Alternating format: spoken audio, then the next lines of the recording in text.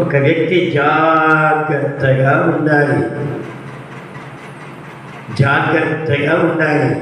ఉండగలుగుతున్నావా? నీకు అవసరం వచ్చినప్పుడల్లా దేవుడి డబ్బులు తీసుకుని వాడేస్తుంటావు.